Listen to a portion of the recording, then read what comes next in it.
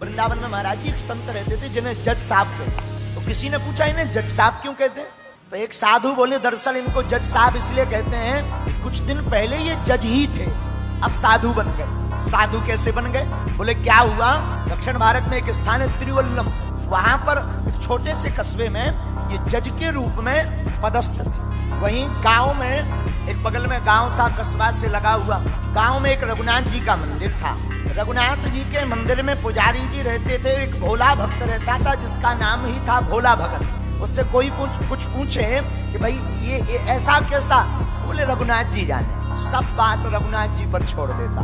बड़ा अटूट निष्ठा, देखना विश्वासम फलम दायकम। एक बार उस भोले भगत की बेटी की शादी का समय आया, तो 2 बेटा थे, 1 बेटी। तो बेटों ने कहा पिताजी बहन का विवाह करना है, संपत्ति है नहीं है, आप एक काम करो, गांव के नगर सेठ से उधार उठा लो, बाद में हम मेहनत करेंगे, मजदूरी करेंगे, चुका देंगे। ठीक है।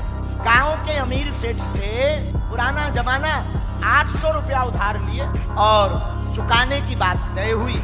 सेठ ने एक कागज लिया, उस पर लेखनी की, दस्तखत कराए, तो अंगूठा किया उसने। वो आया रघुनाथ जी के चरणों में, वो पत्र रखा, सरकार 800 रुपए का कर्जा हो गया, अब आप कृपा करना ये चुक जाए। कालांतर में भोला भगत के बेटों ने मेहनत की, मजदूरी की, 1000 रुपया कमाए, तो 800 रुपया ब्याज दे दिए। पिताजी चुकाया, अब भगवान की कृपा हो गई, चुकाओ। भोला भगत, सेठ जी श्री सीताराम, आपकी जो हम उधारी ले गए थे ना, ये स्वीकार कीजिए। हाँ लाओ लाओ लाओ लाओ। और भोला कैसे हो, आपकी कृपा है। एक कागज लिया, वो जो कागज था जिसपे 800 की उधारी लिखी थी, चुकती लिख दी, दूसरी रसीद बना के दे दी, लो इसे पढ़ लो। हम क्या जाने, हम तो पढ़े लिखे नहीं साहब, रघुनाथ जी जाने। अब मलाल मन में भर गया सेठ के, ये बढ़िया है, ये पढ़ा लिखा है नहीं, 2 बार रुपया ले सकते हैं। तो अच्छा एक काम करो, जरा पानी लाओ भीतर से।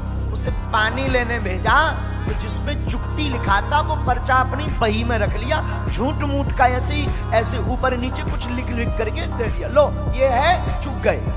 जो आ गया, आया भागा भागा, रघुनाथ जी के चरणों में वो पत्र रखा, आपकी कृपा से रुपया चुक गए। सेठ की मति मारी गई, भक्त पर भगवान को कौतुक करना था, तो सेठ ने दोबारा रुपया लेने के लिए इनके ऊपर, भोला भगत के ऊपर केस लगा दिया। ये कोई घटना हम आपको त्रेता द्वापर या बहुत सतयुग की पुरानी नहीं, कलयुग की, अभी यही कोई 80 साल पहले की घटना सुना रहे। और वो केस इन्हीं जज साहब की अदालत में गया। तो जज साहब ने बुलवाया, तो अदालत में वह भोला भगत हाजिर हुआ।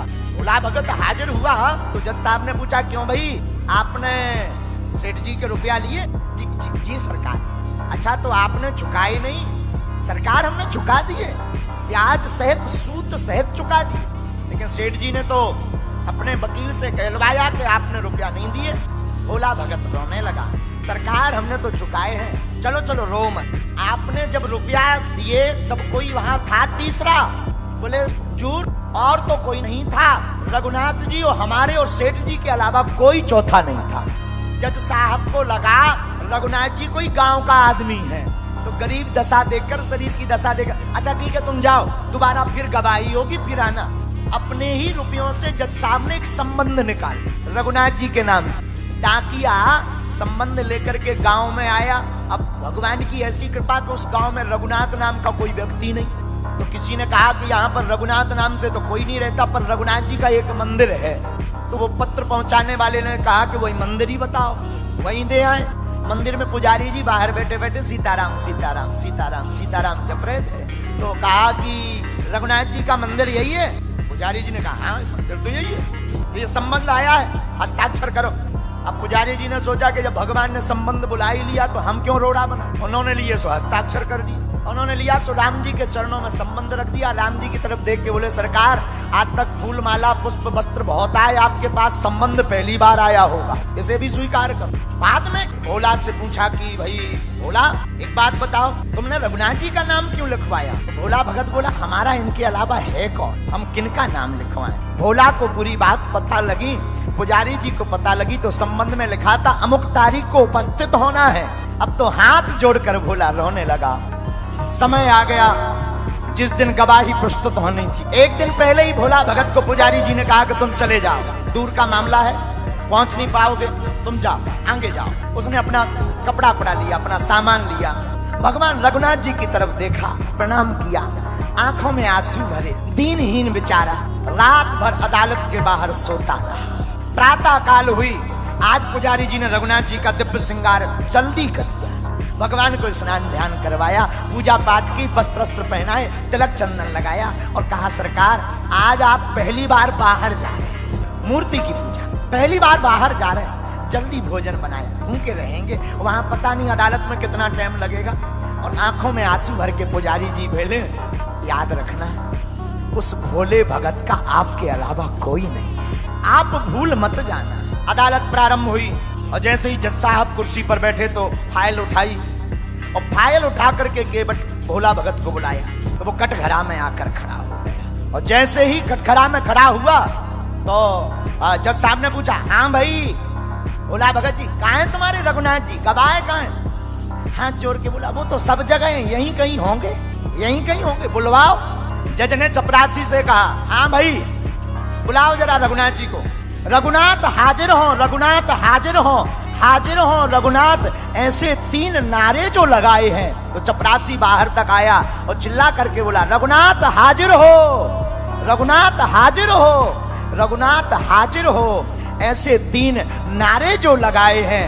चाल लटपटी सी, एक वृद्ध सी झुकी सी देह, दुपटी फटी सी शीश, बांधे धर धाए हैं, हाथ में छड़ी माँ है, तुलसी की ही माल, माथे पर रोली चारू चंदन चढ़ाए हैं। साहब के सामने विनीत जू चपरासी के साथ आज रघुनाथ जू गवाह बनकर आए, हाथ में एक छड़ी लिए हुए, कपड़ा फटे से भगवान पहने, मस्तक पे चंदन भगवान लगाए, शरीर कांप रहा।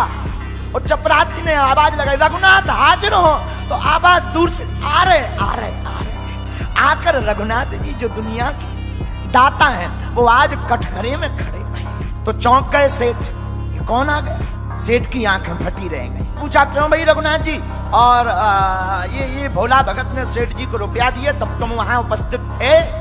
रघुनाथ जी ने कहा, जी सरकार हम वहां पर। आपको अगर विश्वास नहीं होता है तो सेठ को यहीं बंदी बना लो और इसकी 32 नंबर की डायरी उसके मकान में रखी है, उसके बीच में वो कागज रखा है जिस पर चुक्ति के हस्ताक्षर है, उसे उठवा लिया जाए। भगवान तो अंतर्यामी है। पुलिस भेजी गई घर, चपरासी के घर से वो बही मंगाई गई और वो रसीद पाई गई, और रसीद पाई गई, बंदी बनाया गया सेठ को और भोला भगत को बाइज्जत बरी किया गया। लेकिन जज का मन नहीं माना, बाद में अपने केबिन में जज गए। आखिर भैया ये रघुनाथ जी कौन है? भोला भगत को बुलाया, बोले वो तेज, वो आभा हमने आज तक नहीं देखी, ये रघुनाथ जी को तुम जानते हो? तो भोला भगत ने कहा हमारी तो रोज की पहचान है। अच्छा ये रघुनाथ जी कहाँ रहते हैं? बोले जहां हम रहते। तो जज ने कहा तुम कहाँ रहते? बोले जहां रघुनाथ जी रहते। अच्छा तो ये रहते कहाँ? बोले मंदिर में। अच्छा ये पुजारी है? बोले नहीं।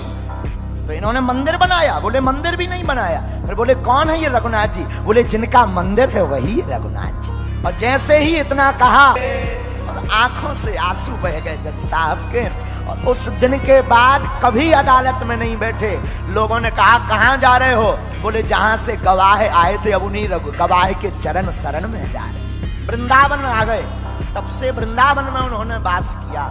ये बात उनके लिए जो कहते महाराज भगवान मिलते नहीं, भगवान का मिलना कठिन नहीं है, हमारा आपका सरल होना कठिन।